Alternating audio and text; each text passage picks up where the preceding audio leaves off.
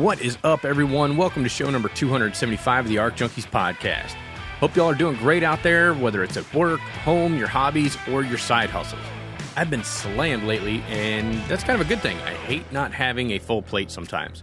My buddy Rob and I have been doing everything we can to get set up for the new Underground Metalworks Training Center down here in Central Florida. We're self-performing a lot of the work. The facility's about 2,100 square foot, and over the past couple weeks, we went in and swept out the entire building, steam cleaned the roof, walls, floors, framed out a storefront area, a restroom, and an office space. We got some tile ran, and we did about half the electrical that needs to be done in the facility.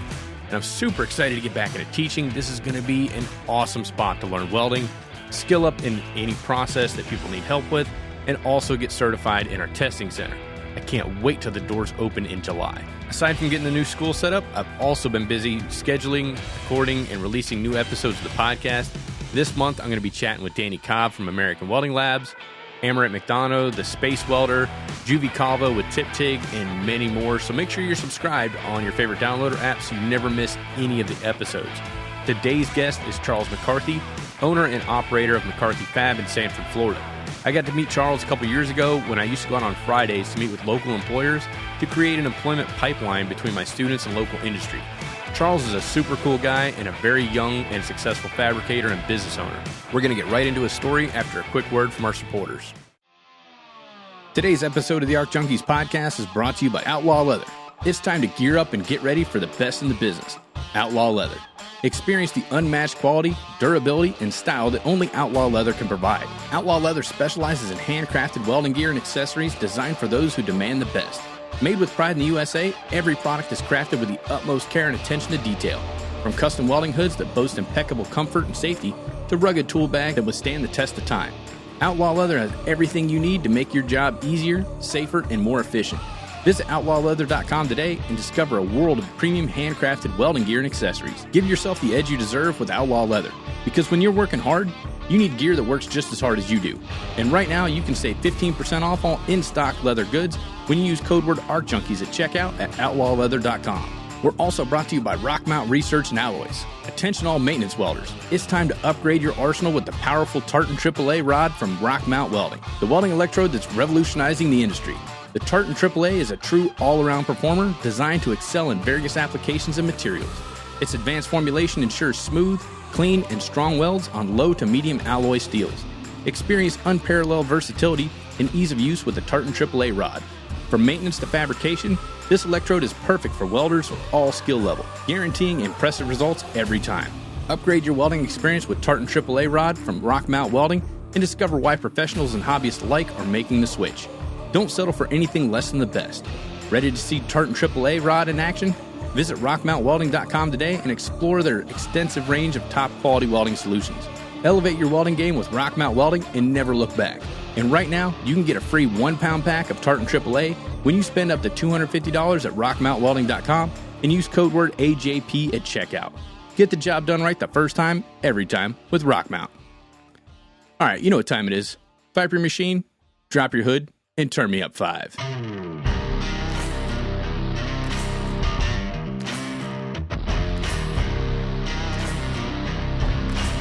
You're listening to the ARC Junkies Podcast, helping you make every weld better than your last with each episode. And now your host, Jason Becker.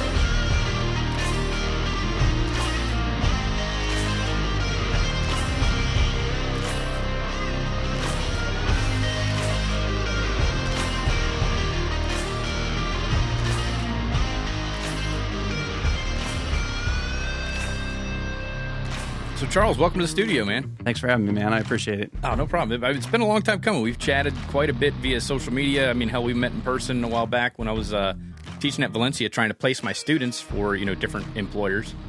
Yeah, that was, that probably would have been actually, would that have been 2020, 2021, early 21? Yeah, probably 21 because I had just come back from Weld.com because we had the conversation about one of the companies that was hiring my students during COVID was actually subcontracting for you. Oh, that's funny. Yeah, that's with right. The hand sanitizer.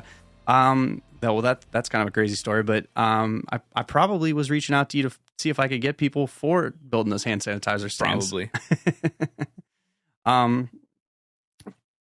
Yeah, man, that feels like an eternity ago. It seems like it, but probably only 2 years or so. But I mean, we've chatted quite a bit since then. I mean, you've got a pretty decent setup with your shop. Yeah, I would still consider us to be a small shop where, maybe 10 people in the shop, maybe like 4 or 5 in the field and 4 or 5 in the office. So we get a lot of work done for the size we are, and I think we punch a little bit above our weight. It's pretty cool. But we're still a small shop. It's a lot of fun. Well, I like the fact because I mean, like you said, you got a rather small shop. I mean, it's kind of big, for a lot of the shops that I've been into, but it's still kind of small. But the way you have it set up and organized it's very efficient. The way that you've got like your sheet metal, everything's all stacked up and it's set close to the CNC intentionally. That way you're not, you have limited space. You got a lot of people in there, so you've got to be able to work and move equipment, material, and people efficiently throughout.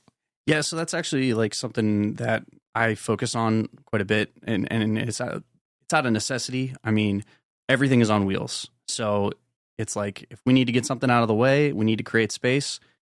It's on wheels, so we can get out of the space. I built a cart for my iron worker, a cart for my ring roller, a cart for the slip roller, so they all can just get out of the way into the corner quick. You don't have to even pick it. You don't even have to pick the iron worker up with a forklift. You can just two guys can push it on out of the way. And then it's got levelers, so you can lock it down and have it safe while you're operating it.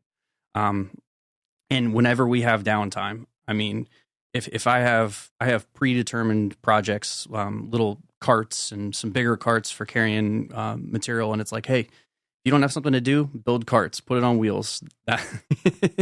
So yeah, we've tried to make the best with the space we've got. We're getting into a little bit more space here soon, which I'm really excited about.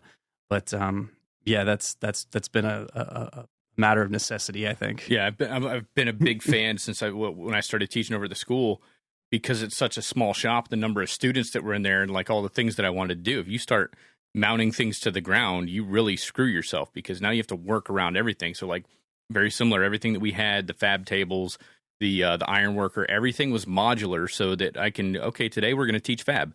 Let's get all the equipment out of the way that we don't need. Wheel that out into another area. Boom. Now I've got an entire floor space where we can do, layouts. We can we can roll the saw in. We can start making up all our cuts. Then we can roll the saw out, roll the iron worker back in, use that, and kind of use all the equipment in the space efficiently. And so we're setting up our new school right over there by Eatonville and Maitland. And we're going to do the same thing in there. Everything is going to be modular. That way, if we have different classes coming in, we can reconfigure the lab relatively quick. Or I can push all the tables together and we can do like a large scale fabrication project. So it just depends on what's coming through the door as to what configuration I need to set the shop in.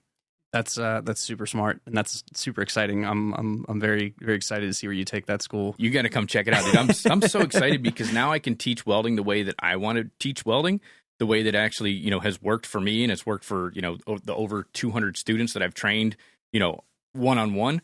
Not to mention all the night classes I've worked with, all the other instructors' classes I've worked with. I mean, like what the way that you teach welding, you can't have an administrator breathing down your back saying that my book says you're not doing this right. Well, your book's telling me to keep them in the classroom. Like you can't learn welding in a classroom. You can't learn welding on a piece of virtual equipment. Yeah, it might get you pretty close. It's going to, break down some of the fundamentals, but they have to get out in the shop. They got to get burnt. They got to get cut. Not anything drastic, but I mean, you have to understand what you're working with can be dangerous. And there's this, you've got to get your hands on it. Yeah, that first time your glove gets real hot and your fingers start smoking and you're like, oh, this is real. Yeah. Well, that's what I told one of my students when I was teaching over at Seminole. I was like, or I actually told the class, I was like, you're going to get to a point because they're all, oh yeah, this is hot. Ow, I got a little burn. Ow, the spark dripped down my neck. I said, you're going to get to a point at some point, in this class, or maybe once you get out in the field, where you're going to be laying down like the most perfect weld. And all of a sudden, this big glob of slag or molten metal is just going to right in your ear fall down, whether it's in your ear, on your neck, your arm, whatever. And you're just going to sit there and you're going to let it sizzle because you don't want to break the arc because this weld is turning out so fantastic that you don't want to do a stop and start. You don't want to ruin it. And I had this one kid, Esteban Velarde, man, he come down, he's like, Mr. Becker, come, check out this weld. And I looked at it, I was like, damn, dude, that's like clean. He was doing overhead. I was like, man, that's nice. that looks really good. And then he took his jacket off and he's like, look, and he's got like this massive burn on his arm. I was like, dude, why didn't you stop? He's like, I didn't want to break the arc. This was a good weld. I was like, okay, so yeah, you're going to get to that point. But Was it one of those, I call them snail trails where it hits and then it like rolls? no, it stayed right there at like the corner of his arm or like the little crook of his elbow. Oh. And it just sat, it couldn't roll out because the leathers, I mean, it burnt through the leathers. Well, it didn't burn through the leathers.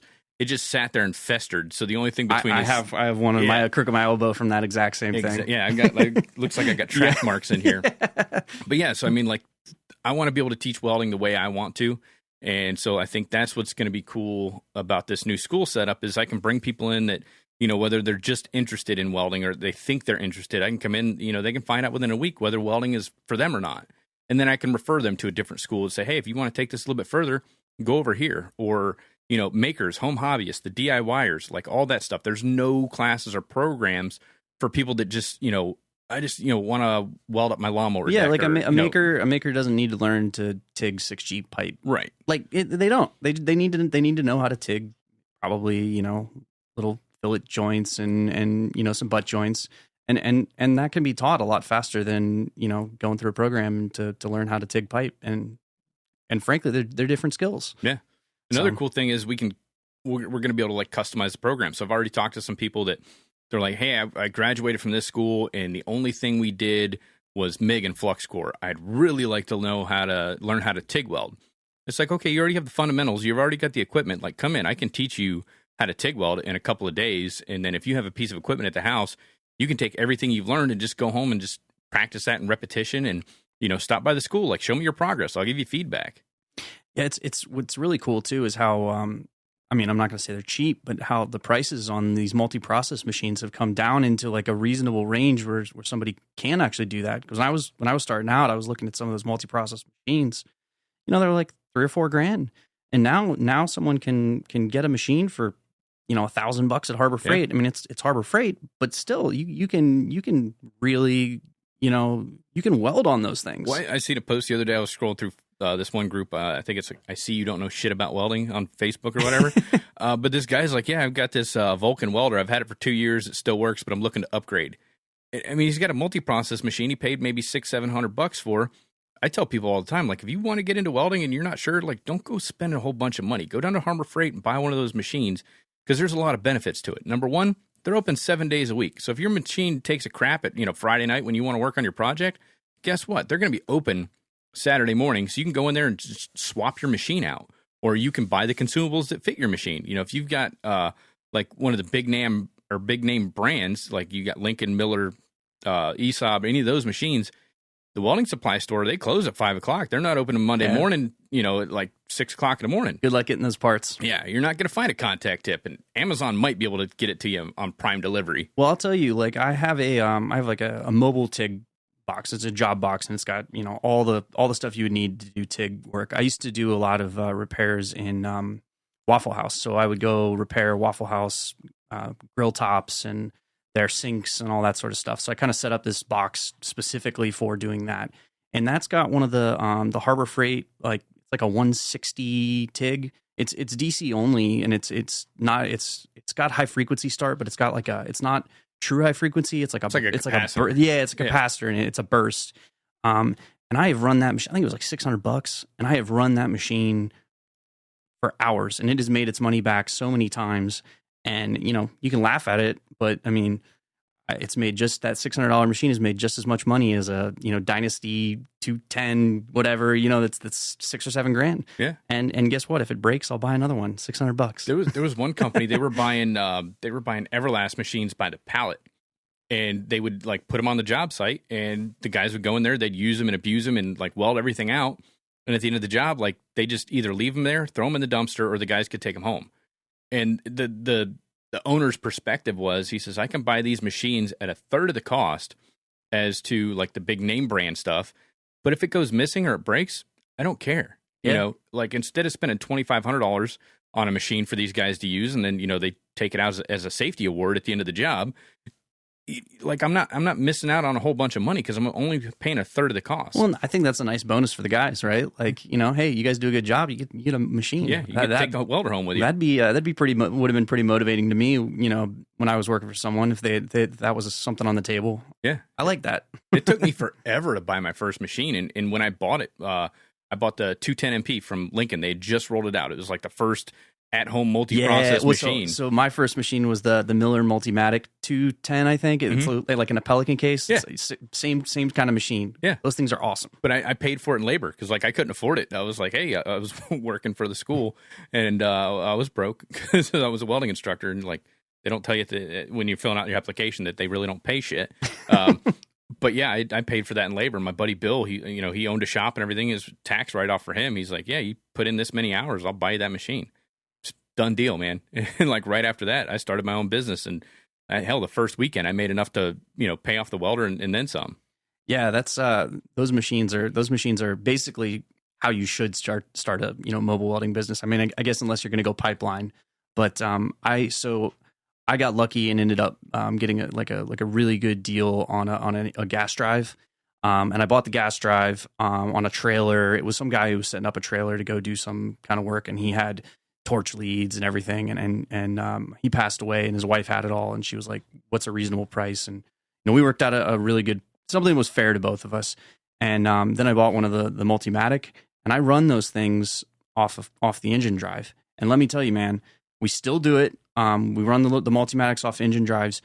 You can weld pretty much anything anywhere with one of those. You get a big extension cord, you run it off that engine drive, and that's those two machines. I mean, the options are, basically limitless. Yeah. It's pretty awesome. Well, we were talking before the show, like you've done a lot of repairs at apartment complexes, and so did I. That's kind of where I got my start. I had that 210 MP, and I also, because we live in Florida, I had a 5,500 watt generator for, hurricane season when the power goes out. So I was like, wonder if I can get this machine to run off this generator. Well, sure as hell, it worked. So I went down to Robert's Oxygen, and I was like, hey, I need a 75-foot extension cord. The male end's got to look like this. The female end's got to match up to this welding machine.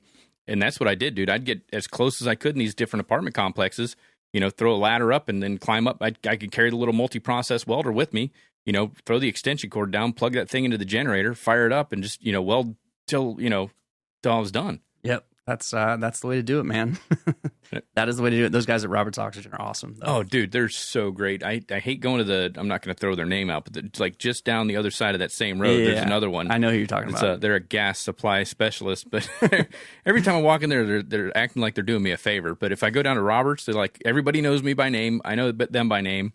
And they always cut me a great deal on whatever I'm going in there to get. And if for some off chance they don't have it, which is very, very rare, they'll mail it right to my house. Yep. They're like, instead of you making a trip back, we'll just, UPS it right to your house, free of charge. Have you ever met Bill Eckert, who works for them? That dude is like, he was my sales rep for a while. Oh yeah. I love that guy. Yeah, whenever I run into like a weld that we can't kind of wrap our head around, we're struggling for whatever reason, I'll call Bill up, and Bill will come on in the shop, and he's like, I'm gonna turn all these knobs, and I like watch him, and then he's like, here, try that. I'm like, dude, you're like he's a wizard. You're a wizard. Yeah. That and you ever met Jim, the guy that does all the equipment repair? Yeah, that guy. Oh, dude, he's a total weld nerd, dude, and I love it. Yeah, so like, he has literally machined me custom DINS connectors for my machines. Yep. Like he's like, oh yeah, I'm gonna just like, and I'm like, what do I owe you for this, man? He's like, the brass was like $20, so just give me $20. And I'm like, dude, like you went in your machine shop at home and made me this thing. And he's like, no, it was fun. I'm like, all right, man, like I'm gonna get you a case of beer or something. Like, yeah, he came out one day to the shop or whatever. And he was just there to make like a quick repair. And I think we chatted for like 2 hours about like the circuitry inside the machines. And John over there, he was kind of laughing about it. He's like, yeah, you guys are a bunch of freaking weld nerds. And I was like, dude, like I can talk to Jim all day. Like he's a smart man when it comes to because that's all he does. He repairs all these, different pieces of equipment. You bring it in, you're like, here's what's happening. He's like, oh yeah, no problem. Just, he'll get in there and like take the case off and plug this in, unplug that, swap this out. Boom, there you go. Like he's a wizard with it. Yeah, no, it's. I think the other thing that's really cool is like you're saying, kind of a weld nerd. I love to learn about stuff, and having somebody that is really passionate about he's passionate about welding machine circuit boards. He will talk about them. And Yeah. I'm like, We'll dude, talk about bring it it, for hours. dude, bring it on, man. Like I want to learn about this stuff. He's a cool guy. Yeah. So tell me a little bit about your shop. I mean, when did you get set up doing that? So, I can tend to ramble, so I'm going to try to keep this as concise as I possibly can. I went to trade school in Asheville, North Carolina in like 2014. Ended up that was actually after I got my bachelor's degree. And then I kind of did it for fun. I was like, I did it at night while I was working a day job, actually coaching baseball, and was like, I'm going to learn how to, build roof racks, and I'm going to learn how to do this stuff, and was taking the classes and just kind of fell in love with it. Ended up going through the whole program, doing, getting up to like 6G and got their welding certificate. I don't think I got their like actual diploma that they have. And bought the Multimatic and just started doing jobs, put myself up on Craigslist, and was, because Facebook Marketplace wasn't really a thing, that big of a thing back then. And, started getting more and more work. Tried to start the business actually up in Asheville where I went to trade school. It was a school called AB Tech, which was like one of the greatest experiences I've ever had. The welding instructors up there were just like awesome dudes and super supportive, and would kind of give me new things to try. They're like, hey, you passed this, here's some stainless pipe. We bought some stainless pipe, try some stainless here, try some titanium. Like, they went out of their way to like kind of people that were interested, give them opportunities. So anyhow, I can't speak more highly of those guys.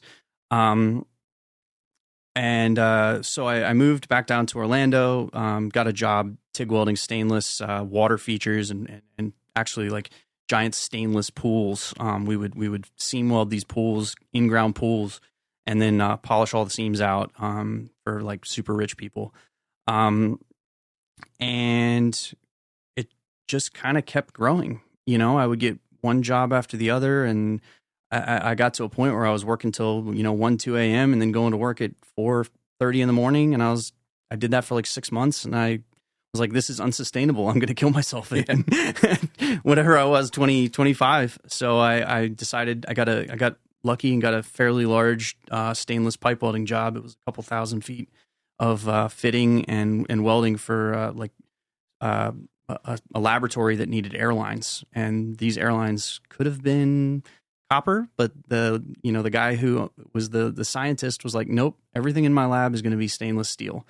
And so I welded stainless pipe for this guy for about 6 to 8 months, and that kind of got me enough steam to really get the business going, because I had good consistent work for a period of time, and then just started making connections with local general contractors, and the reality, you do good work and you do it when you say you're going to do it. People will pass your name around. And it's just, so that would have been like 2015, 2016. And we've just kept growing, man.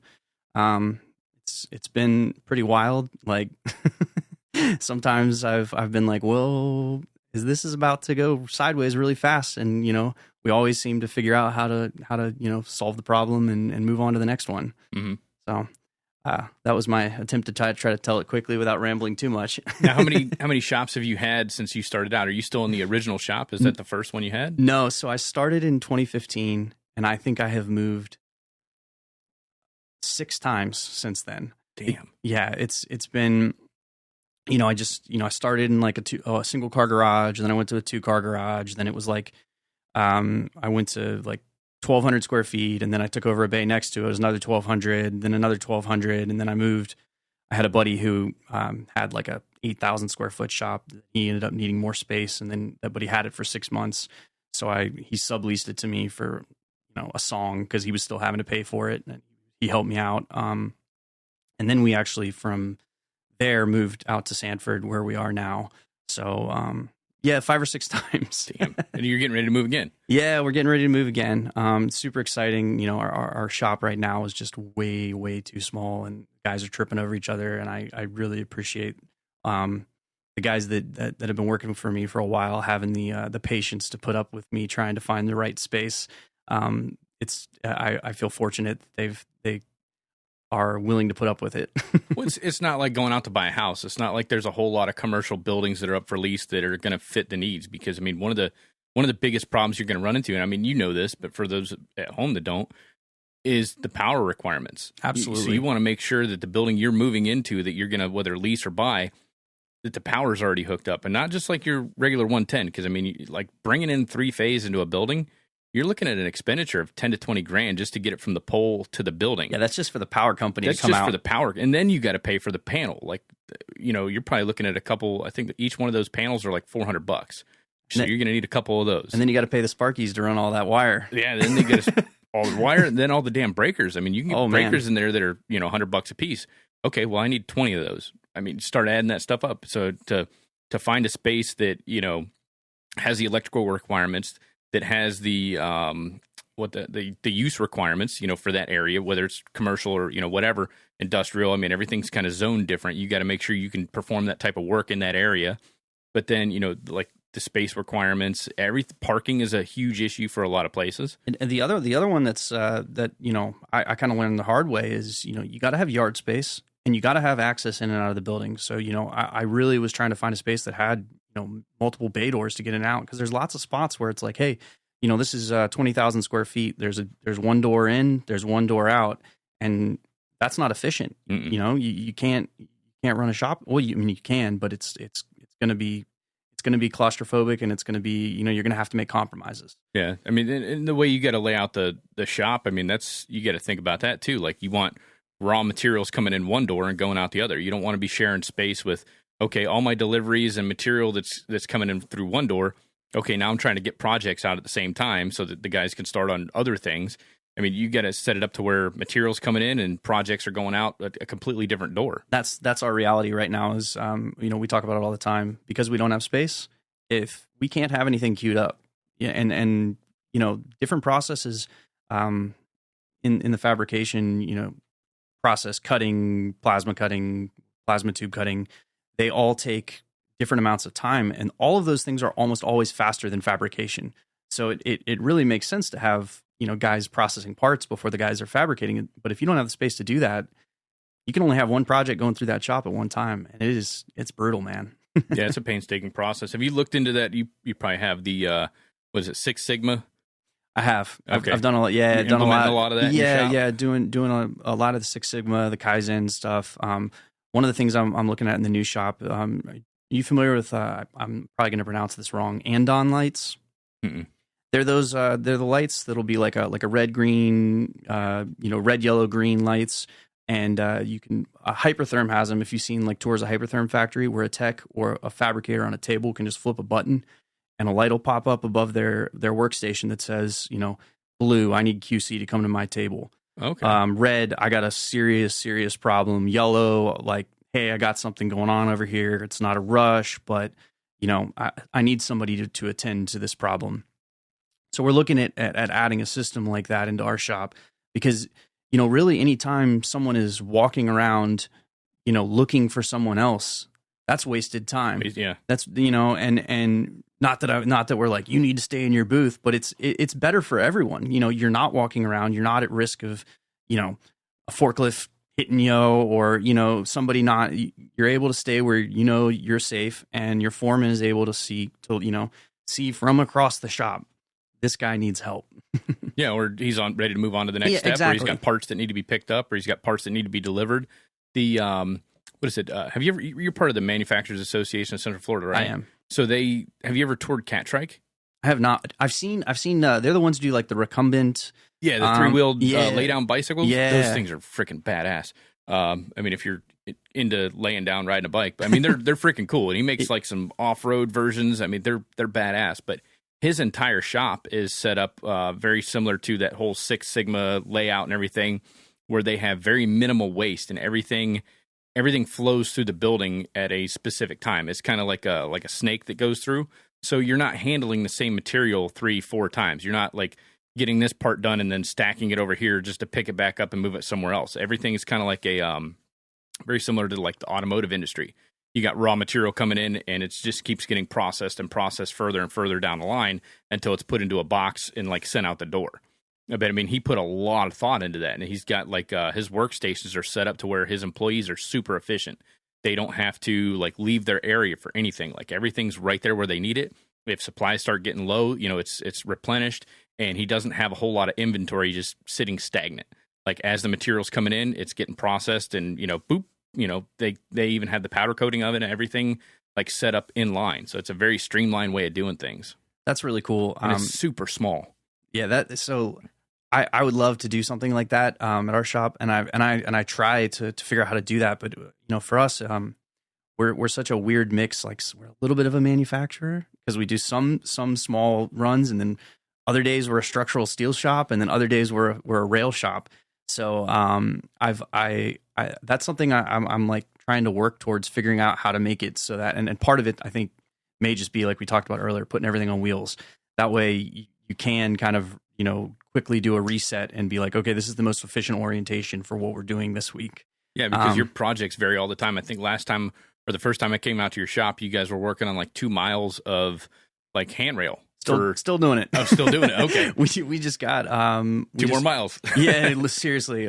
We just got another like 4,500 feet of it to build. Oh, damn. And they came to us and said, hey, we need this in a month. And I was like, well, how much have you got? And they're like 4,500 feet. I was like, dude, I don't I don't know how I'm going to build 4,500 foot of rail in a month, but you know, we'll see if we can make it happen.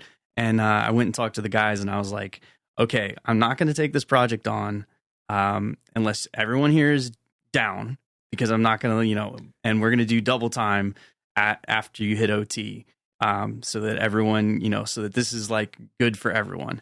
And they were like, bring it on. So yeah, we're in the midst of that right now. Yeah, it's cool. You got to have the buy-in from your team. We were talking about that earlier. You know, you can't have like one cancerous person in that mix. It seems like you've got a pretty good crew that are, you know, they're willing to support you in your endeavors, and you take care of them because of that. Yeah, I you know, I feel very fortunate. You know, pretty much every one of our guys super hard worker. Because we have a small shop, we kind of don't have the room to have anybody that's, you know, a 5 or a 6. You know, like everyone's got to be, you know, a 7 or above. You know, because they're. We can't make it work with anybody who isn't solid.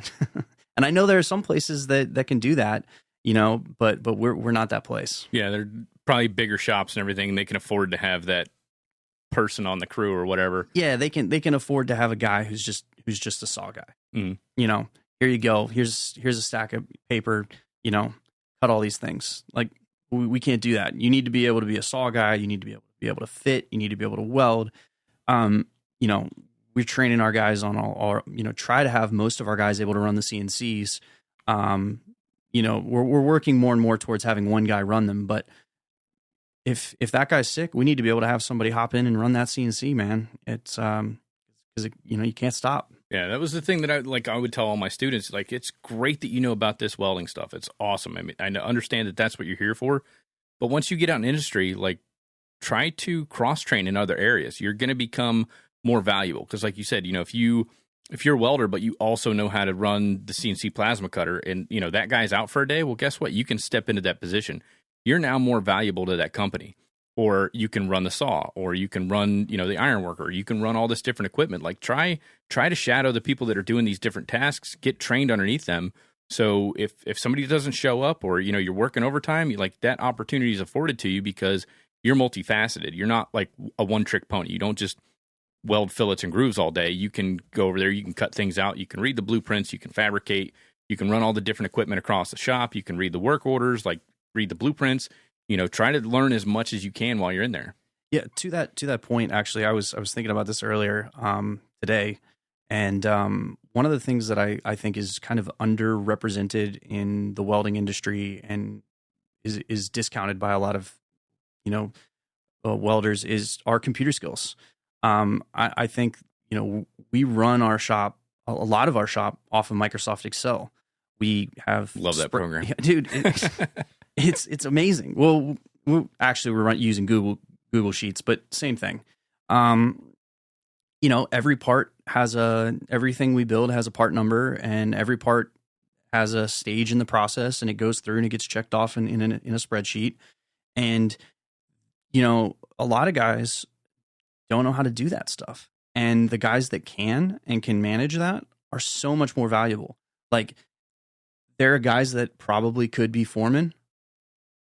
Well, not at my shop, but at other places I've worked at in the past that could have been foremen and probably deserved to be foremen, but they couldn't type, and they didn't know the computer side. They didn't know they didn't know the computer side. So I'm sure that the management was looking at him going, man, he deserves to to move up to the next level, but if he can't write an email fast enough, I can't put him as a foreman because he's got to order this stuff off from Robert's Oxygen. Yeah. He's got to send them an email. Dude, I had the same problem hiring welding instructors. Like, you bring them in, they're great welding instructors. They've got the background and everything, but okay, we're using some online based learning systems, and being able to not only just like send and receive emails, but like set up your email account.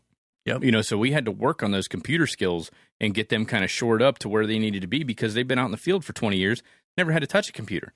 Unless they're scrolling through their phone on social media and stuff now, but they've never had to use Outlook or Microsoft Word or Microsoft Excel or, different calendar applications and all that stuff. But, those are some key components into becoming a well-rounded individual, whether you're a foreman or instructor or any of that stuff. You've got to have those computer skills. And that's, that's how you can make even more money in the field. Hey, if you can dial in a MIG welder, you can run a press brake, you can run a CNC, and I guess you need to have computer skills to run a CNC. But if you can run all that equipment and you can train people on it, and you can run a computer, man, like, you're a valuable person. Yeah, and like, there's a lot of free stuff out there. I mean, you can download, especially if you're a student in a welding school, as long as you have like a .edu email address, you can download the entire Microsoft suite for free.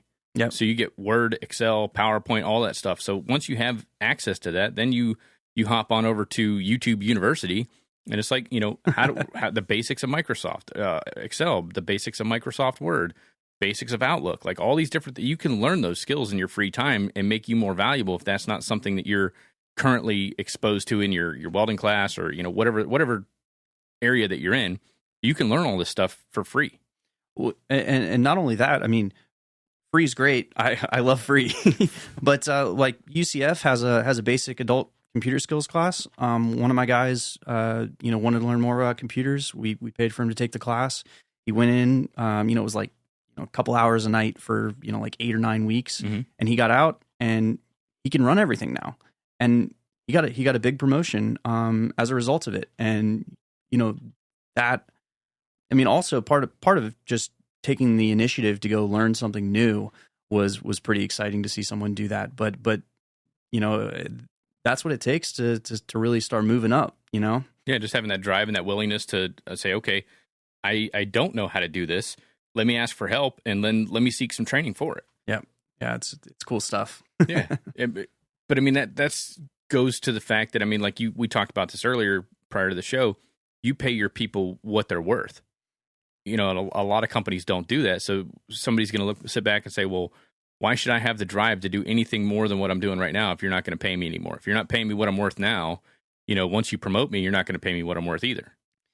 Yeah, that's a dangerous mentality. But yeah, I mean, I try to put myself into people's shoes, and say, hey, if somebody goes through the effort to make themselves better and to be more valuable, they should be rewarded for that. And yeah, I don't know. Now, tell me about some of because you set up, like, correct me if I'm wrong, aren't you setting up like a training program for your employees? So I've been working on it on and off for maybe the past year and a half. It is definitely a side project right now. But the goal is, to definitely have I'm not going to call it an apprenticeship, but to have a semi path where we can bring people in and bring them up to, I think the idea would be you come in with a basic level of competency out of like a trade school. You can pass a weld test, maybe just a plate test, maybe not even a pipe test. And we can teach you how how to run the saw properly, how to calculate angles, how to use an angle grinder. A lot of guys don't even know how to use an angle grinder right, and kind of get to the point where you can fabricate basic stuff, because welding is one thing, and I mean, you've talked about this a million times. Fabricating is a completely different animal, and it takes troubleshooting, troubleshooting skills. You got to think a couple steps ahead. It's not just something you can train super easily. It's not. Like I've tried, because my thought process when I was in welding education is if I can build it instead of buying it, like, why not? I mean, that's a win-win. If I can get the school to buy the material to build something versus, like going out to not McMaster-Carr, but like Granger and buying it, like just a metal rack. Okay, I need a metal rack. I can buy one for $800, or I can buy $500 worth of material, and I can make this into, a learning lesson and have the students learn how to cut, fit, fabricate, and troubleshoot, go through the process, think a couple steps ahead. What's the sequence of operations here? Well, if I make this weld now, I'm not going to be able to access this portion later, so I'm going to weld this, after that. Maybe that's one of the last things that I weld. Or, how do I keep things from distorting?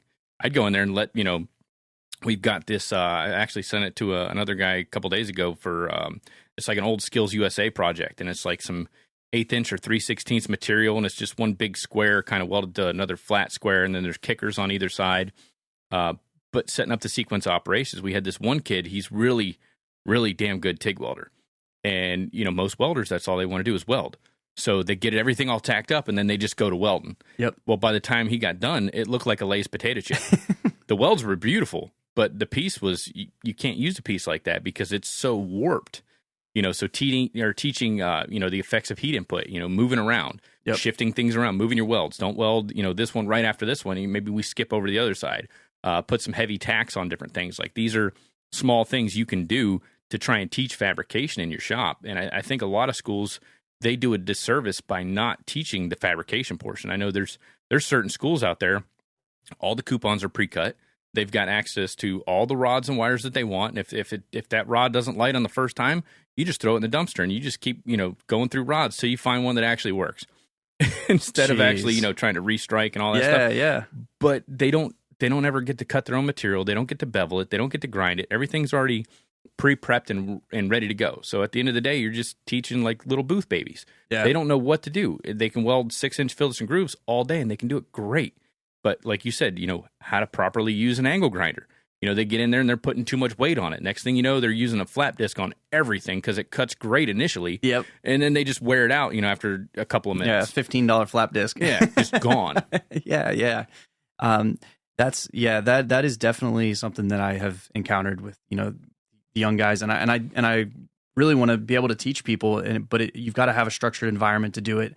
And it's tough. That's why it's definitely kind of a side project I'm working on. I've got like a whole, I use a program called Notion, which is just absolutely awesome. It's kind of like you can create your own wikis, for example. And so I'm building out the program in there, and each thing has modules, so you can search through like Wikipedia, like, how do I do this? And it has pictures and videos and instructions on how to do this thing. And then I'm trying to attach that to things in the shop that we can give to people as practice. But it's a ways off, unfortunately. Yeah. The day-to-day running of the business. Just say when you find time to do that, and like once you get it set up, when do your employees have time to do that? Because you're running, full-scale fab and install shop. Yep.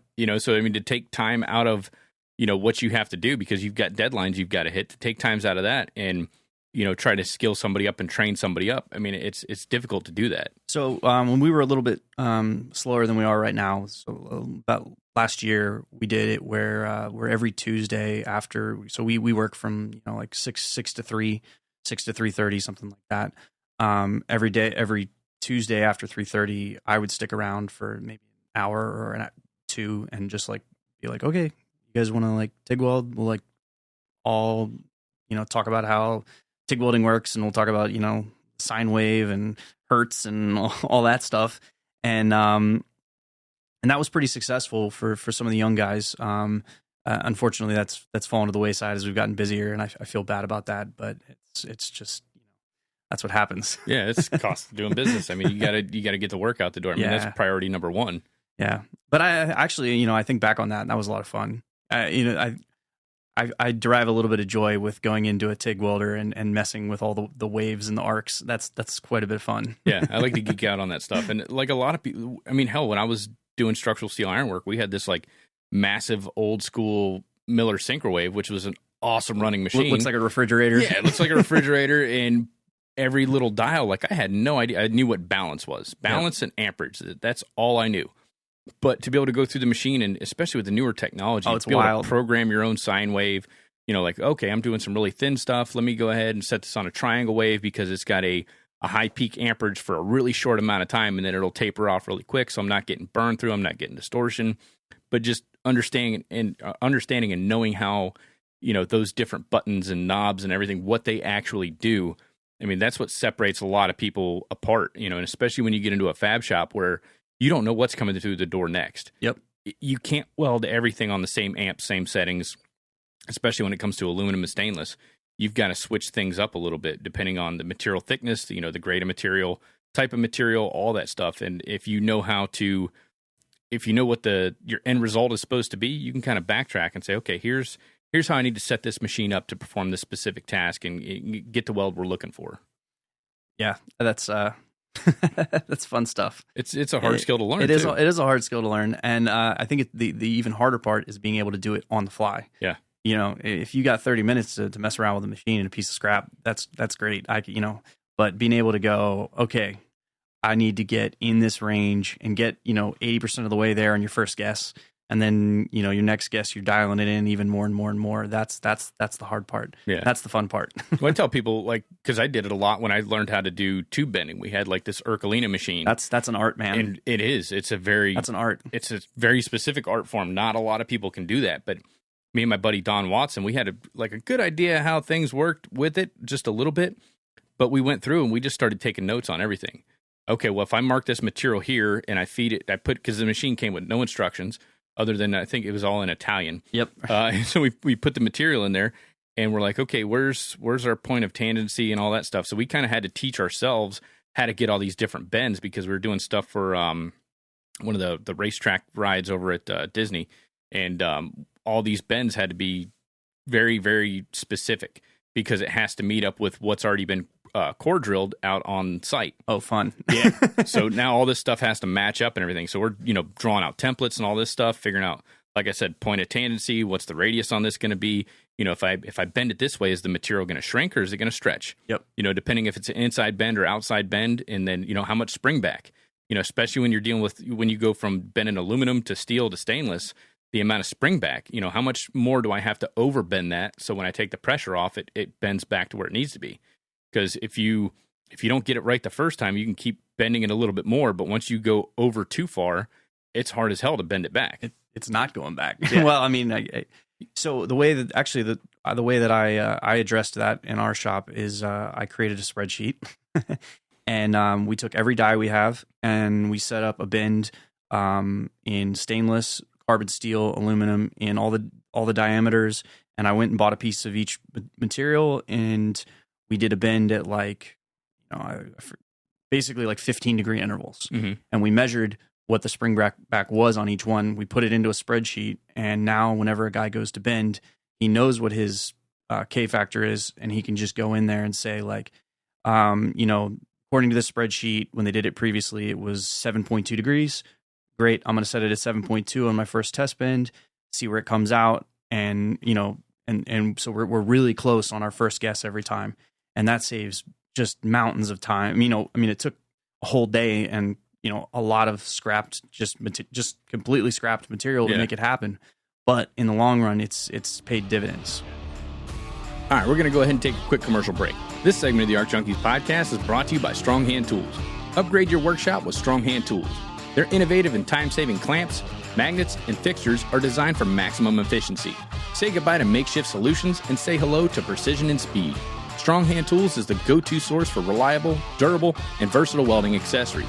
Don't miss out on their exclusive promotions to save 5, 15 and 20% off select Strong Hand tools and accessories. Visit stronghandtools.com/promo now and transfer your workspace with Strong Hand tools. We're also brought to you by Everlast Welders. Pre-orders for the all-new Typhoon hit at the end of this month, and you want to secure your spot now. The new Typhoon is a cutting-edge TIG welding machine that's about to revolutionize your TIG welding experience. With its powerful 70% duty cycle at max output and unparalleled precision, the 230 excels in a wide range of applications from mild steel, stainless steel, aluminum, and beyond.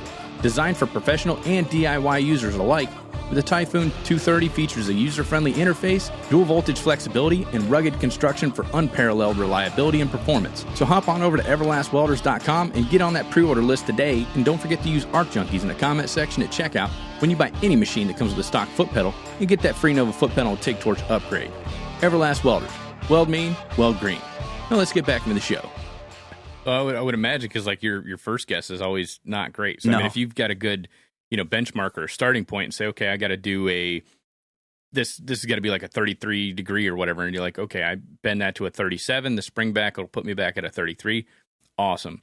We also ran into the fact that depending on where the seam of the pipe, because it wasn't all DOM material, it really depended on where the seam was, because sometimes it would actually kink the pipe, depending on if the seam was on the inside or the outside, what we were doing with the bends. We had to figure that out as well too. And then it all depends on where you're getting your material from. Yeah, you get the cheap stuff. Yeah, you get the cheap stuff, and like I'm not, buying the material, and you never know what's showing up, but you got to figure it out, So doing a test bend on the first piece, just making sure the math still checks out and everything that's always a good thing. You don't want to get in there and be like, okay, you got to bend it right here in the middle. No, like grab it, a small section that'll fit in there, bend it, see if it'll work. Okay, good to go. And we also found I guess Urkelina makes a specific spray that you spray on the material and the dyes and all that. Yep. We were using what the hell is that? Not Never Seas. Yeah, it might have been Never Seas. Anti-Seas? Yeah, Anti-Seas. You're looking like the Tin Man when you're done? Yeah, you spray a little bit of that on there, but it was something else we were using. But then the Urkelina spray is actually about the same price, and it's animal fat. Oh, really? Yeah, it's liquefied animal fat. And dude, that stuff, like every bend that you put in there, as long as you were using that stuff on the dyes, every one came out like perfect. Wow. Now, well, it's not vegan though. It's not vegan friendly, but neither are my welding gloves, so I was cool with it. Oh man, I was always kind of dreading the day not dreading the day, but I thought it was going to be an interesting fact. It's like, okay, I'm teaching welding at a public institution. What happens when I get a vegan in? Because like step number one, mandatory first day of class, you need to have 8-inch leather work boots. Well, I don't know that they make an alternative FR rated. Yeah, I mean, there's got to be some sort of pleather out there. They're probably very expensive. Yeah, but then, okay, now let's move on to the jackets. Okay, that's split leather hide, so that came off a cow. Yep. And then the gloves. Okay, well, we've got goat skin, I've got pig skin, deer skin, elk skin. I mean, you're wearing 3 or 4 different animals on your body when you go to weld. So what am I going to do when I get a vegan that walks through the door and, well, shit, what? I can't put you in cotton gloves or anything. I mean, we got to figure something out. Yeah, probably some sort of like Kevlar type thing. I don't know, man. I'm just trying to think of it. Fiberglass like gloves. I don't even know. That would be itchy. That would. Yeah, you'd have to have some kind of liner in them. I guess like a cut bag on the inside. I did have one vegan over at Seminole State, but he had no quarrels with the welding gear.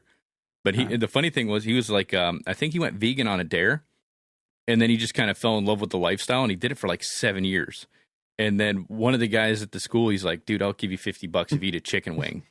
And so he ate that chicken wing, and like the next day he came back from Publix with an entire box of chicken wings. Like he broke the cycle. He's like full blown carnivore. And I think at the end of class, they all took him out to Texas Day Brazil. Oh, where they just like bring out meat on sticks. That is a celebration of meat. That's all it is. Yeah, if you're vegan, you're not going to love that place. Yeah, that's really funny. But yeah, I always wondered what would happen if I got one of those students that walked through the door. It's like, how do I tackle this situation here? I don't even know. I don't think you can win on that one. No, probably not. So tell me have you already got your new space picked out for your new shop? Yeah, so the electricians are in there pulling wires now.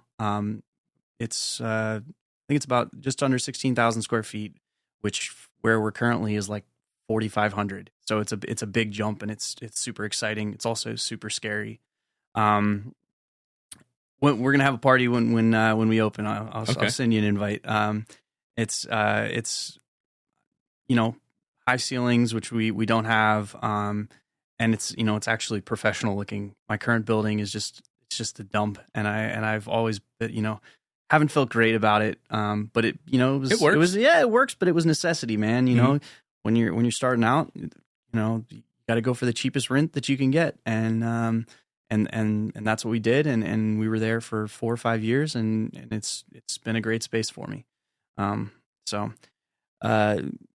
think being able to have space, the actual space to have flow and have storage and have, it's pretty exciting. No, so. And I can only imagine. It's like when we're moving into with the school, we're doing the same thing. We've been self-performing a lot of the work. So we're putting in a storefront area plus a bathroom and an office area.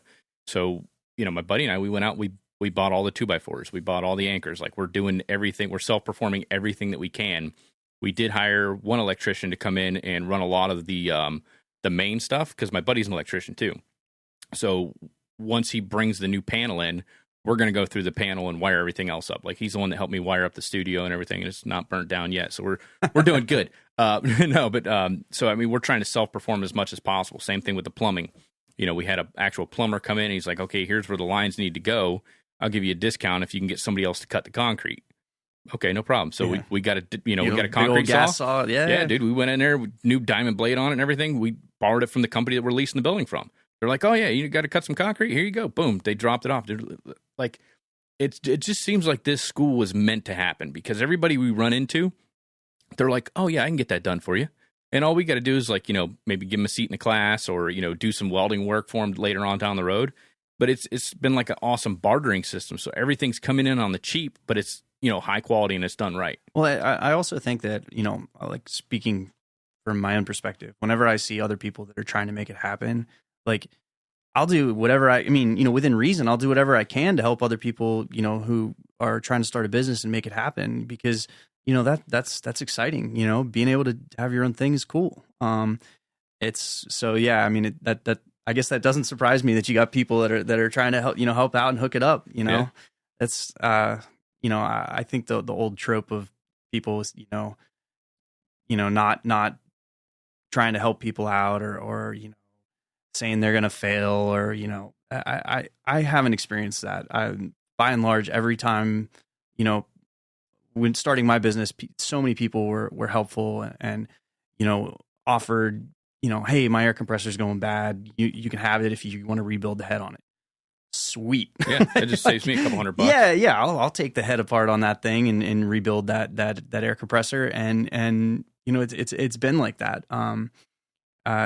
So yeah, I'm excited for you, man. I can't wait. I mean, like, we're hiring the drywall stuff done. We're hiring the painting done, but we also just got like this new Lowe's Pro account. We went in there to buy a bunch of stuff at Lowe's the other day, and they talked us into doing this Pro account thing, and it's completely free, and you get points every time you spend stuff. I mean, like, we got 10 or 12% off like our first purchase when we went in there. So we're going to go back there. So buy a lot. Yeah, we're going to go buy. Plus, they'll deliver it 12%. Right, that's good. Well, they'll deliver it right to our shop for like $20 or free, depending on what gets ordered or whatever. But I mean, for $20, I mean, you can't beat that, because I mean, it's 20-minute ride out there. You're spending an hour in the store, 20-minute ride back. Next thing you know, you go out and have lunch.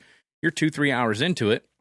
Whereas I can just place an order and they deliver it right to the shop. I don't even have to leave. Just boop, right there on the cell phone, send it on over. They'll compile the list, send me a quote. Okay, yeah, it's good. Boom, deliver it. And I mean, they do same day delivery if they have everything in stock. Yeah, to that point, that's actually like one of the things that I think that my opinion on has changed over the past couple of years of running this business. I used to be very, very fixated on, like, I'm not paying $20 for someone to do that, or paying a little bit more to have something arrive on the day that, McMaster car. Mm-hmm. Everything McMaster car is more expensive, but it's going to show up when you need it.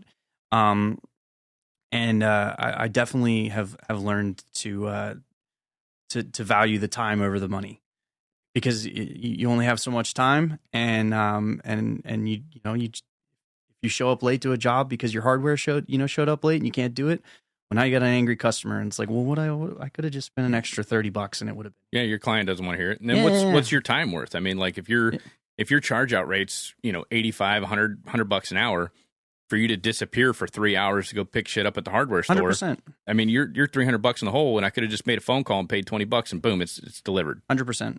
It's and that's actually something I talked to my guys about, my field guys. Not so much anymore. This is actually more a couple of years ago. but they would make trips to Home Depot and Lowe's all the time. Oh yeah. They'd stop, and I'd be like, I'd see the receipt, and I'm like, dude, why are you going to Lowe's? Oh, well, we needed a drill bit. I'm like, man, like I will buy you 50 drill bits and put them in the cabinet if you just tell me what the drill bits you're going through often, so you're not dragging up to go to Lowe's to get a drill bit, because now it's like, truck time. It's both of your hourly. Like it's expensive. It's really expensive for that. That wasn't just a $7 drill bit. That was a $350 drill bit. Exactly. I mean, you got to think about that stuff, especially when you're out in the field. Like, what are the common items you're going to use the most? Let's make sure we store that on the truck. And when the inventory starts getting low, let's go ahead and replace that. Like, I had to run when I was in Iraq. I was in charge of the tool room, and I never crossed my mind until I started running a tool room that once it gets down to like whatever the item is, if it's something you typically stock, at 70%, that's the trigger point. 70%, I need to reorder to get back to 100%. So that's high. It is high, but you don't want to be missing like a mission critical component, when you're going out to do something. So I mean, like for a regular everyday shop, maybe we get down to 50 or 40%. That triggers, okay, I need to go ahead and replenish that, build it back up to 100%. Especially, like you were saying, drill bits, cutoff wheels, grinding discs, all the stuff we're going to go through on a daily basis, stuff that gets left behind on a job site, forgotten about, things that we commonly use. Let's have some extra on the truck, so when we get out there, we don't have to run up to Home Depot to buy carpenter's pencils and a tape measure. Yeah, absolutely. That's a definitely, you want to try to run lean, but on the other hand, it's like there's stuff you gotta buy. You just gotta have it. You gotta have it. And I think a lot of it goes back to like Drew Petty and I were talking about in last week's episode. Dude, I really enjoyed listening to that one. I had a lot of fun chatting with him. It was a long time coming. I as a business person, and I enjoyed hearing someone really digging into the details on his perspective on the business. That was exciting. Yeah, but at the end of the day, you can't be emotionally attached to your money, like we were talking about. You're like, damn, I don't want to pay somebody else $20 to drop this stuff off. But then when you start looking at it, you're like, well, shit, that's a $300 round trip for me. Yeah. So actually, I was kind of reflecting on that, and the idea of not being emotionally attached to your money is so true, because I see it. I'll hire small welding shops around town, and I've seen a number of guys start small welding businesses, and they come in, they do a job, they lose money, or a customer does something and they get furious, and they do something dumb, or they can't get it out of there, they can't drop it, and it's, I mean, at the end of the day, it's just money, and if you don't drop it and just move on to the next thing, you're wasting money, because you're not over there making it somewhere else. I mean, the other thing is, like, part of this is, I call it tuition. We make mistakes weekly. I mean, this week there was a huge mistake that was made in a new process that we're figuring out, and a couple $1,000. And one of my guys was like, "Dude, why? Like, you seem pretty calm right now." I'm like, am I gonna yell at you? Like, am I gonna yell at everyone? Like, we don't even know where the mistake was made, and like, if I start yelling and get angry, what do? I just, like, everyone feels bad. Yeah. Like, look like a fool. That accomplishes nothing. Like, the best thing to do is just be like, well, shit. I guess we won't make that mistake again. Yeah, that sucks. Let's not write that. Put that in the book. Let's avoid that. I'm gonna add that to the tuition. Yeah. And it's just like this iterative process of like making mistakes, losing money, and going, I'm never gonna make that mistake again, and then never making the mistake again. Yeah, but that calls for a warning label. We're going to put this on the machine. Do not do this. Yeah, it's or this is this error was a design error. We've measured in a wrong way, and we're going to get through it. But guess what? We're going to have a system for measuring. Well, now I've got the 3D scanner, so I will never make a measuring error ever again. But this was pre 3D scanner. But yeah, that's Tell me about that 3D scanner, because you sent some pictures to me a while back, and I was like, dude, that's freaking cool. What was it? It is cool, man. What made you like go out and buy that? Was that like Okay, I think I can afford that. I can justify this purchase, or was it like a necessity? No, it's definitely not that. So, are you familiar with Lex Welding? That sounds familiar. So Lex had a fab shop in Knoxville. Primarily did rails. Did really, really beautiful rails. And I think he went back to school for mechanical engineering. Got shut down the shop, and he's since moved out to California. And pretty much all he does is do like structural detailing now.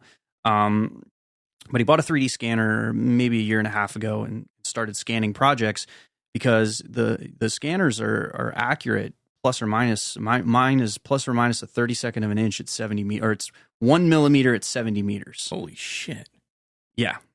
So I can take this thing out to a job site, drop it, stand there for 8 minutes. It scans. I move it. Maybe I do 5 scans. So I'm in there for an hour and a half, and then I can go back to my computer and I can look at a 3D model of the job site plus or minus a millimeter, and I can draw on top of it. So I can do all of my modeling right on top of it, and I can be 100% confident that what I design is going to fit because I can see if there's going to be any, when steps are built, each rise and run is never perfect. Right. If you're building something on a curved wall, maybe your template is off, but if I 3D scan it, I can go back and be like 100% confident. So we're kind of, I guess Lex was doing that for about a year and a half, and I was watching him do it. And I'm like, that is way too cool. And that is the future, because that allows you to have 100% confidence that everything's going to go, everything's going to go in. And I realized I better adopt that technology now, because if I don't adopt it now, someone else is, and they're just going to be, blow right by me. So it's a slow process. I'm learning it. I actually spent like 8 hours the other night, like trying to figure, there was one problem that I couldn't figure out, and I was like beating my head against a wall, and I finally figured it out this morning actually. But, so what we're doing is we're going out to job sites, we're scanning, and then we're taking it, fully 3D modeling the parts, or say it's a rail. We're fully 3D modeling the rail on the stairs, and then we're taking the 3D model and feeding it into a CNC plasma tube cutter. So every part is going to fit in the field because we know it fits because it's sitting on the 3D scan. We know that the parts are going to be cut accurately because they're cut by the 3D, the CNC plasma tube cutter, and they're accurate, dead nuts. The copes are perfect. The angles are perfect. It doesn't require somebody who's skilled to do that. And then we're able to take those parts, hand them to a skilled fabricator with prints, and say, hey man, here's perfect parts, put them together. The next part about it that's really cool, and I haven't gotten to this level yet, is we'll be able to scan the parts once they're done and check them against the 3D model. So, you build a rail on the table, you put it up on the table, you scan it, and then you feed it right over into CAD and go, all right, well, this is a 30-second out this way, no big deal. It's a handrail, that's going to be fine. Or this is a machine frame that has to be perfectly accurate. That tube is 1/8 of an inch out. Cut it out and move it. And it'll there's machine shops are already kind of using this technology to check machined parts. So we're just kind of like taking that and trying to implement it in the fab shop. That's pretty cool. That's got to be a hell of a time saver, because a lot of the stuff like that I used to do, for fab shops, especially working at the theme parks, is everything on every job is like custom, and you can't always rely on the as-builds. You get a set of drawings and they're like, okay, this is the as-builds. You can't rely on the as-builds. Yeah, you can't rely on the as-builds. Even though that's supposed to be as it was built, here's what it is. Those dimensions are all jacked up. So, there's a lot of job sites. We had to go out there, and we would spend 2, 3, 4 days out there with a notepad and a pen just pulling dimensions, diameters, distances, like everything, depths, heights, you name it. And then going back to the shop and just matching that up against the blueprints and saying, oh, okay, well, this is what the blueprint says. Here's what we got. That's wrong. And then you start second guessing yourself. Next thing you know, back in the truck, go out there, double check that dimension, because you can't, a lot of times we couldn't fab on site just because of the park hours and stuff like that. So we had to fab it at the shop and then make sure it fit when we got, once we go to do the install. And it was insane. We did one over at Teamboat Springs, and we had to build this, I think it was like 180-foot catwalk, and it's probably 8 foot wide, and we only had a 2-hour window every morning to fly a piece in. And if we didn't get that piece set by like 8 o'clock in the morning, That sounds like Disney. it had to come back down because we couldn't fly a live load over guests, which makes sense. No. But yeah, it does sound like that. It sounds a lot like that. But yeah, so I mean, we had to go out there and double and triple check all these measurements, because if you get this massive section of this rail that was going up, or this platform, if it didn't fit, like you couldn't like work on it. You didn't have the time to work on it. You had to fly it back down. Then you'd have to cut it all apart and do it, so we wanted to get it right the first time. And that was probably one of the best jobs I was on, because we spent so much time in the field pulling those field dimensions and getting everything just right. But if we'd have had a scanner, we could have set that up on day one and just referenced everything. If you got a question in the shop, you don't have to jump back in the truck and go through security and all that other stuff. You just pull it up, open the file, boom, click, click, click. Okay, yep, that dimension is 17 1 1/4. Boom. Okay, let's make sure it matches up on what we're building. No, and that you hit the nail on the head. That is.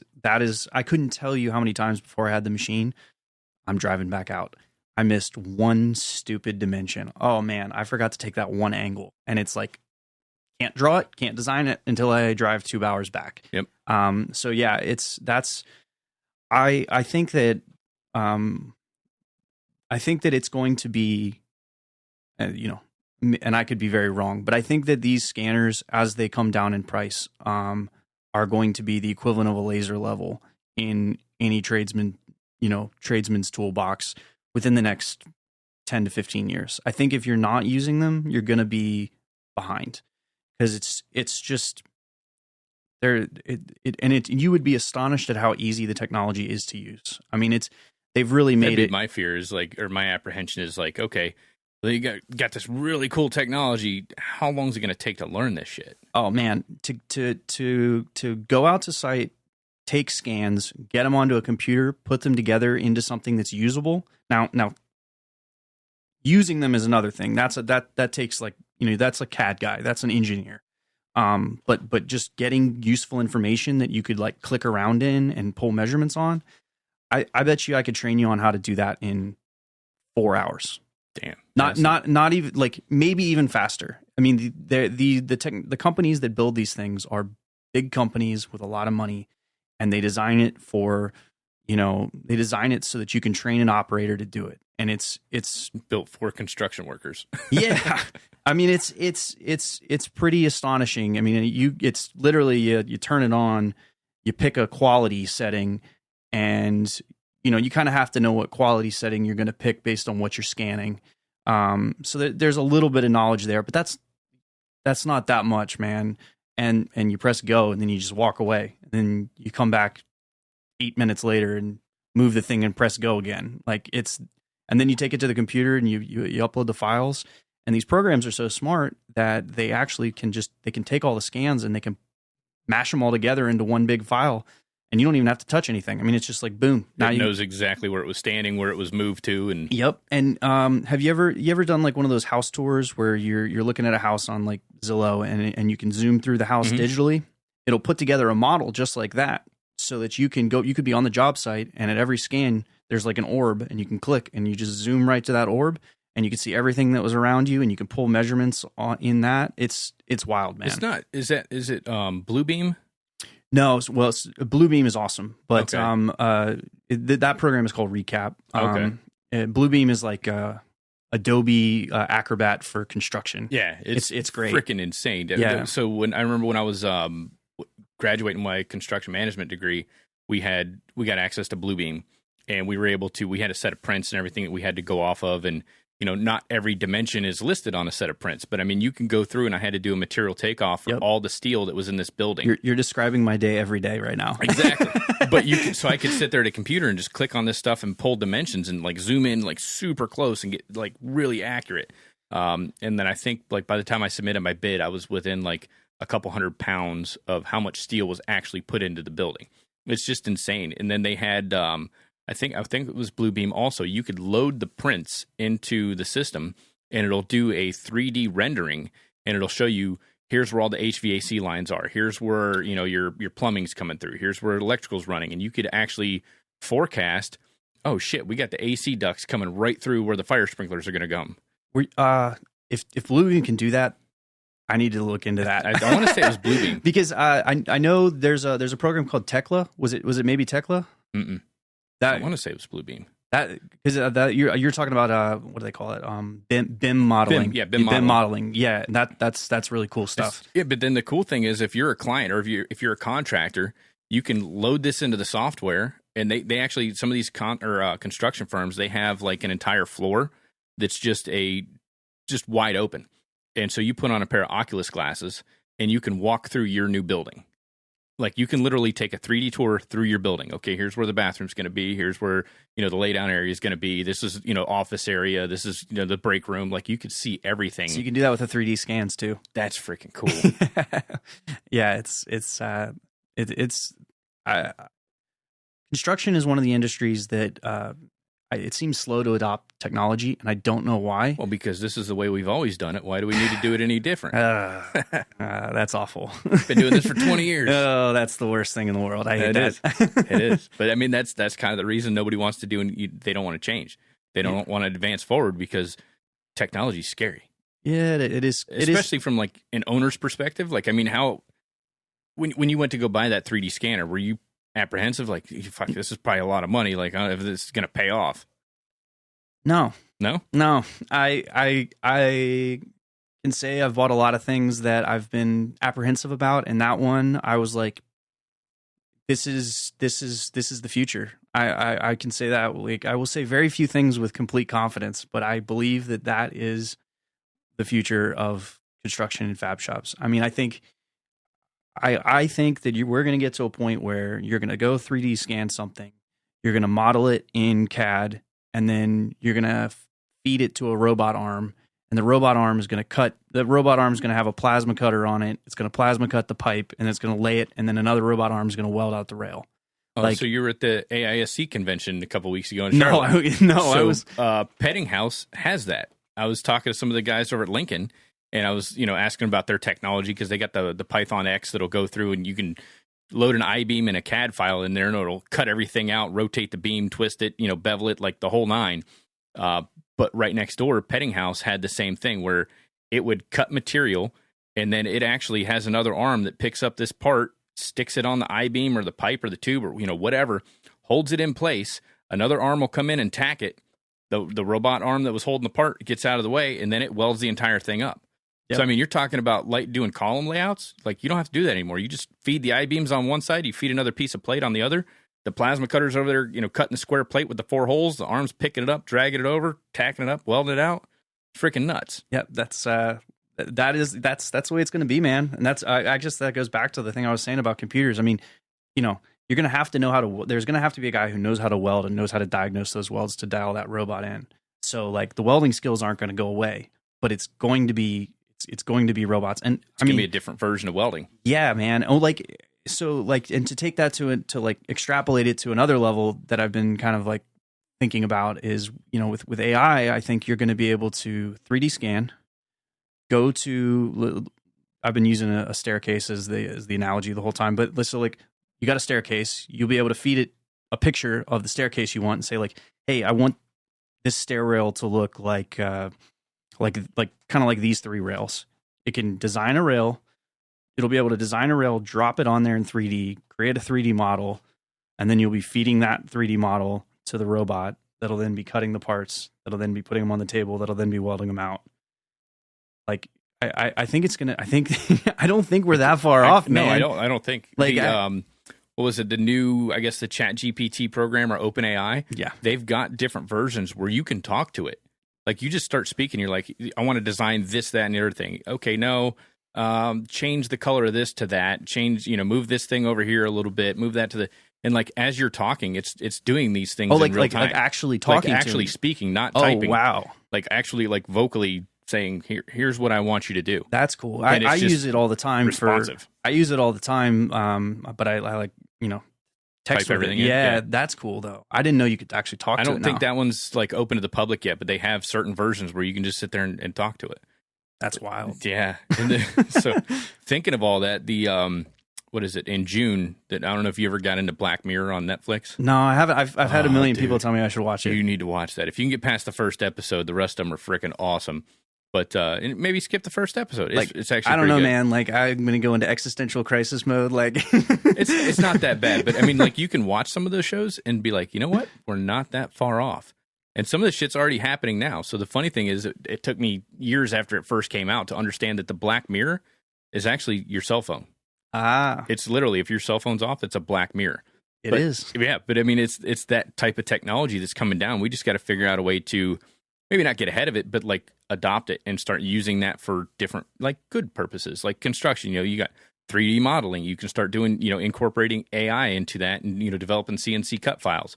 I mean, how cool would it be just to be able to walk over to your computer and say, hey, I need to cut out, you know, 10 base plates 8x8, and I need to have 4 holes in each one, 7/8 diameter. Amazing. And it's like, okay, what thickness of material? Let's do 3/4 inch. Boom, and just start cutting parts. And that doesn't, like, that seems not that far off, man. Exactly. It like, after messing around with, I mean, I use it a lot to like write formulas for Excel. You know, ChatGPT will definitely be able to do that in a short matter of time. Oh yeah, but I mean, look at the doors and opportunities that it opens up to. Now you can have somebody with like severe disability. So if they're like an amputee, quadriplegic, you know, they could speak to the machine and get it to do exactly what it needs to do. That's cool. Or, you know, be able to go in there and program that. So now, you know, your body's not really a limitation in that aspect. That's cool. That's really cool. I hadn't thought about that. The thing that I think about is, you know, like, time is our most precious resource, right? Yeah, it's one thing you can't make more of. Yeah, exactly. And like, being able to just cut out all the like really mundane parts of you know, fabrication and get to the cool parts faster is exciting to me. And like, I think that it's going to open doors for people that adopt the technology and like learn how to manage it and learn how to run the robots. Like, it's going to create some like really awesome career paths for people that like didn't exist and may not have thought about like construction and manufacturing. You know, they would have gone to comp sci in the past, are going to be like, dude, I can actually build stuff. This is so cool. Yeah. You know? Same thing with robotics. Like, my son had to pick electives the other day, and like robotics was one of the things on there. It was robotics and Spanish, and then there was some other things. And I was like, dude, if you think about it, like, I'm not going to tell you what to do, but like, here's my input. Like, if you think about it, there's fully automated fast food joints out there now. I mean, no people working in there whatsoever. I think up in Denver, Colorado area, they've got a fully operational McDonald's. Not one person works in that building. Wow. You walk up, you place your order, and your food comes down a chute, and it's complete. You know, it's regular McDonald's. But I mean, so I was telling my son, like, how long do you think before they start swapping other jobs out, complete with robotics? So don't you think it'd be a good idea to get like an early introductory lesson on how to utilize and how to program robots? I mean, if robots are coming in to do a lot of the things that people used to do, you got to think about job security. If you know how to program it, if you know how to, you know, assemble a robot, put it together, maintain it, you know, do all the, you know, troubleshoots, you know, all that stuff. That's the big one, man. We, you know, with our CNC machines, like, I've had a number of guys come through and we've trained them on how to run the machine. A lot of guys can run machines. They can get to a point where they can run a machine, but they can't fix it. Yeah, if something goes wrong, they're like, I'm done. And they don't know. Like, it's kind of weird. I like kind of joke about it being my talent is that like I can hear a machine when it's when it's not running right. I'm like, your drive rollers on that welder are bad, or like that gearbox over there is something's not right. Like, I did it yesterday. Like, our tube cutter, something wasn't sounding right. And I'm like, hey guys, you got to stop cutting right now. Like, went and the gantry was like a quarter of an inch, had like moved like a quarter of an inch, and like a helical gear was binding. But having that skill to be able to repair the robot is like, that's the thing, man. Yeah, I used to be able to do that when I walk through the hallway with the students when they're welding. Like, you could just walk from booth to booth and be like, okay, no, your wire feed speed, you need to turn your wire feed speed down or bump your voltage up. It's like spattering. And go to the next one. You're like, nope, your arc length, you're running a stick. Okay, your arc length is a little bit too far. Bring it in a little bit, right there. Like, you just go through and you can troubleshoot by sound. Another thing in a shop is smells. Yes. Like, I could tell if somebody's burning 6010, or, you know, if the grinder's on its last leg. Like, if somebody's wore out the Zerk wheel. About Like to give I up can the smoke. I can smell that. Like, hey, stop, switch that wheel out. Yep. And that's like, I have to, so with our new shop, I'm really excited because I'm going to be like, my office is going to be in a corner away from the shop. But I have this problem because my office right now is right next to the shop and I can hear everything. Yeah. So if I don't put headphones That's in, distracting. If I don't put headphones in, the second I hear something that's not going right, I'm like, oh man, that welder is, he's, I got to get out of the shop. His voltage is way too low. And I'm like, I got to let the foreman take care of that. Like, I can't like just run out there and be like, hey, turn your voltage up. Right. So now with your new facility, are you investing in other like capital equipment? Are you bringing in more stuff? Or are you just going to kind of keep what you have now and now you've got more space to do what you need to do? Or do you have to invest in more equipment as well? We're going to try to, we're trying to be as efficient as possible. We have a lot of equipment. We have really good guys, and I don't want to just like hire a bunch of people and put a bunch of equipment in there and kind of like lose our culture and or like lose our ability to put out a good product. So I think it's going to be slow. The big thing that we have done is we bought a ginormous paint booth. I bought you ever seen an open face paint booth? I don't think so. It's basically just like take a normal paint booth and just like cut the wall off of one ends and put like the plastic slats down. So I bought one that's like 30 foot wide, 14 foot tall, so that we can basically just like build an entire staircase and just roll it in there sideways or roll I-beams in there and paint them. So that's the like one big kind of addition to the shop other than what we've already got. Okay. So, you gonna do like overhead cranes or any of that? I wish. They're so helpful. Yeah. They're so helpful. And one day maybe, but right now, I don't own the building, so I'm not gonna go putting cranes in it. Makes sense. But yeah, man, I worked in a shop one time that had an overhead crane, and like once you have one, you're just like spoiled. Yeah, like you can't live without it. Yeah. I toured Pemberton. They're right down in Yeah, Longwood. that's and they build massive freaking buckets for heavy equipment, and nobody welds out of position. Everybody welds flat. They bring the material in. It's all tacked up. The welder will get up on top of his little kind of like a I guess it's like a little portable stairway. Yeah. He'll get up there and he'll make all the welds. And then he'll just call the guy over, and they'll come out with the overhead crane, and they'll pick it up, and flip it upside down, and then he'll make the rest of the welds. Were they running that plasma table when you went over there? Yeah, that thing is freaking. It's like 30 feet long. It'll cut 3-inch thick material. That thing is badass. I was there when they were cutting like 3-inch material, and it just screams, man. It's something to watch. Yeah, and then they can roll it too. Like they got that big area where they can roll 3-inch thick plate. It's like holy shit. It's a hell of an operation. Yeah. Yeah, I haven't had a tour of it, but I like drove by it a couple times and like always poke my head in, like because you can see the plasma table from the street, and that's like it's a pretty cool spot. I get to meet Walter, I guess, who's the owner's son. He's eventually going to take over if he hasn't already. But I met him down at a AWS conference on pre and post weld heat treatment for P91 pipe. Oh, I bet they have to do a lot of heat treatment over there. Oh yeah, with that thick of material. Yeah, like, I mean, they're trying to come out. The same thing with like just trying to figure out how to preheat for different grades of material and stuff like that. What's the most efficient way to preheat it, and how long does it have to soak, and like all that good stuff. That's a science unto itself, man. Yeah, that's a thing. One of like the learning experiences I had early on was I had to weld a bunch of teeth onto a bucket, and I welded it on with dual shield, and this was years ago. I didn't preheat anything. I didn't know what I was doing at that point.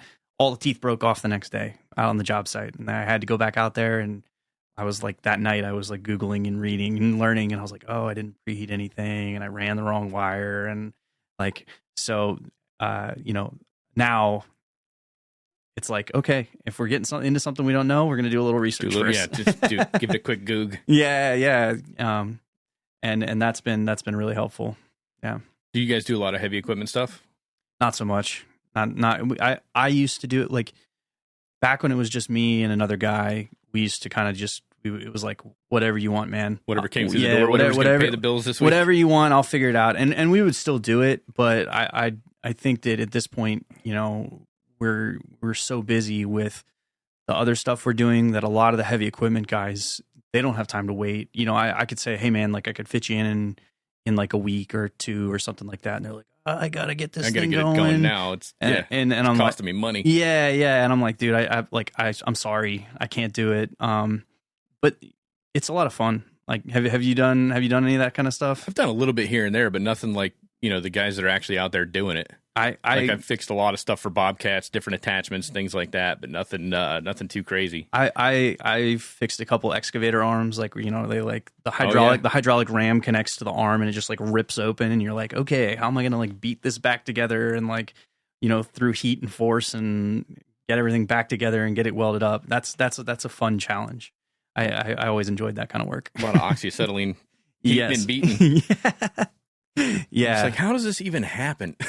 Oh, I had one where I came out and I was asking that question and the operator of the machine had like gone off and I'm like talking to the other guy and I'm like, dude, how did you do this?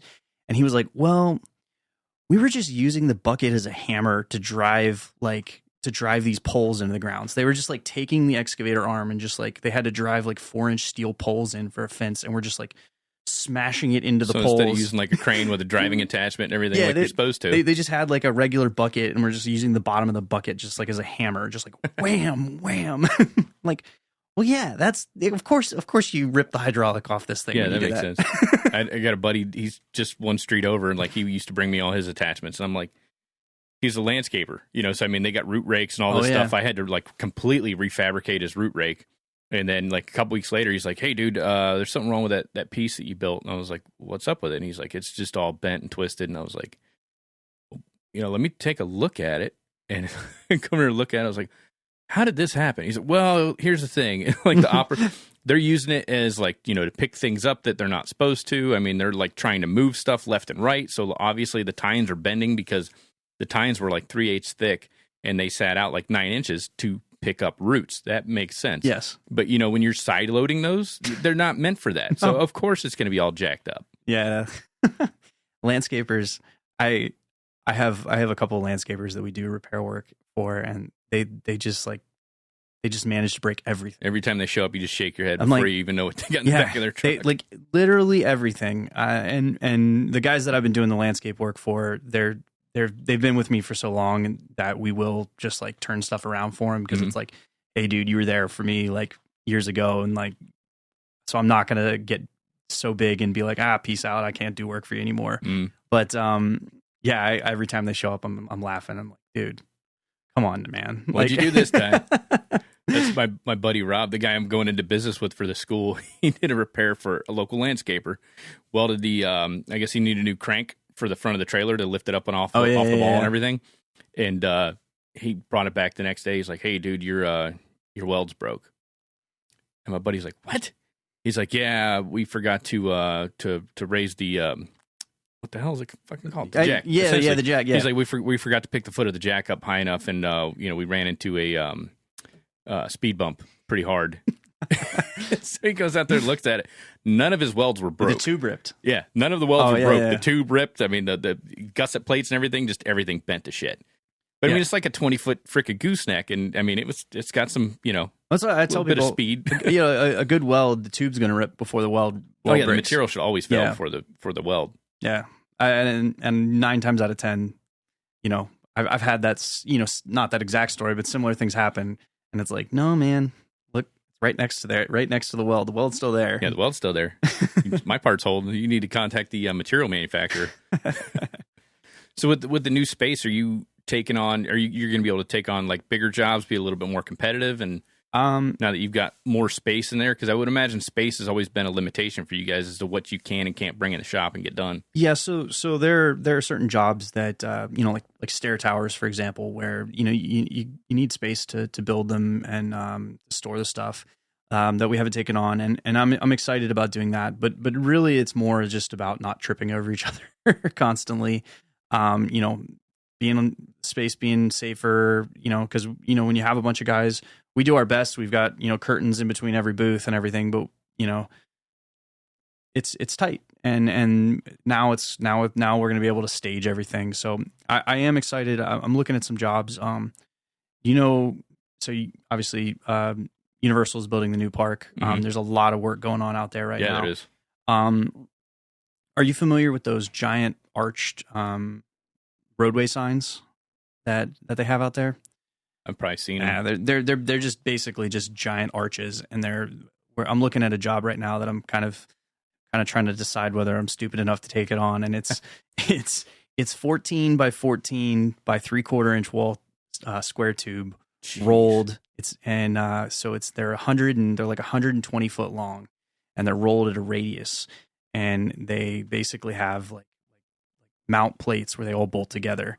And I'm like, I couldn't do it in our current shop, and I'm like, okay, we're getting into this new space. Am I gonna do this or not? And they're just for road, going over the road for road signs. But I'm like, this would be cool. This would be a really cool thing to do. How the hell are you going to roll that? Oh, no, we would not roll that. I was going to say, I'm trying to think of locally where you'd be able to get anything like that. I know Chemco's great, but I don't think they have the equipment set up to do that. There's a couple of companies around the country. The one that we use is out of Alabama, and all they do is specialize in rolling. They're called Hardwick, I think. Okay. And anything rolled that I need done. They've got these giant induction benders. So, have you ever seen like an induction forge? Yeah. So it's just like a giant version of that, and they're able to take any size tube, pipe, whatever, and feed it through those things and bend them to a like perfect radius. So I've had like pergolas and other like curve features on custom homes, and we send it to them, and dude, they'll bend that 14 by 14 by 3/4 square tube. I mean, to the 16th of an inch perfect, and it's wild, and it's not, and it's like you get the price back and you're like, man, this is like reasonable. So like the machinery just must be so good that they're able to just, well, they probably got the volume of work too. Yeah, it doesn't even make sense to me at this point. It doesn't even make sense to invest in a bender that'll go over like maybe 2 or 3 inch tube, like, because the guys that have the equipment to do it can just do it so efficiently. Yeah. Yeah. Well, take the job then, man. If all you got to do is like bring it back and weld in splice plates and shit. Yeah, you got to figure out how to get like 14 by 14 by half inch tube off a trailer though, and then like get it out there. I'm progressively getting, overhead crane. Yeah. I like doing projects like that around town where, it's not necessarily like sexy, but you get to drive around and you're like, we did that, cool kind of being, I do that with the wife and the kids all the time. You see that? I built that. And they're like, shut up. Yeah, shut up, Dad. We know. Yeah. And there is some pride that comes with that. It's 100%. Yeah. It's cool. I think that's my favorite part of the whole industry and the businesses. Seeing your impact. Yeah. A lot of times I didn't even, and at this point I didn't even weld it. Like, I'm just like part of this machine of other guys who built it, but like I still am part of that, and it's really cool. It's really cool. One of the things I told some of the guys that work for me is, if you ever have the opportunity, and I used to do this, I always write my name on the inside of tubes that get sealed up that no customer will ever see, and a date, because I'm like, some dude, maybe one person is going to be cutting this apart in 100 years, and they're going to see your name and they're going to look you up, and they're going to be like, oh, that's the guy who built this thing. Oh, that's cool. Never thought about that. Yeah. I only do it in places where no one will ever see it. Like the customer's not going to be like, why is your name on the inside of this tube? But, some guy's going to be there doing demo work, cutting it apart with an oxy torch, and like, oh, I'm going to look this guy up. Some of my guys used to do that on the like top of the I-beams and stuff like that, but it was never their name. They'd always just draw like a big phallus or something up there. Yeah, well, guys, we can't. I may have done that a couple times. Walking around with the inspector, and there's a giant wiener and soapstone on top of the beam, and you're like, damn it. Yeah, way to go, guys. Yeah, I know somebody who did that with an angle grinder on a fresh paint job one time. Oh, jeez. He got fired pretty quickly. Yeah, I would imagine so. Not one of my company I was working for previously, not one of my guys, but it was. We were all standing there looking at it like, dude, they just epoxy painted that. What are you thinking? Like, damn. He wasn't. He wasn't. That's the answer. Jeez. Well, hell, man, it's been a blast having you on the show. I know we got reservations soon, so appreciate you coming out. I mean, like I said, it's a long time coming, man. You were like, I don't know if I want to do that. I talk too much. So that's great for a podcast. Yeah, I can ramble. No, rambling's always good. Thanks for having me, man. Oh, yeah. All right, ladies and gents, thank you so much for listening to this week's episode. I hope you all enjoyed the conversation. Be sure to give Charles a follow on Instagram at McCarthy_fabrication. I'll put his handle in the show notes as well. Also, if you're interested or know anyone interested looking to weld, get skilled up, or get certified, hit up the website underground-metalworks.com and we'll get you taken care of. I'll put the website in the show notes as well. Thank y'all so much again for listening. I hope y'all have a great rest of your week. Stay safe out there, and until next time, make every weld better than your last.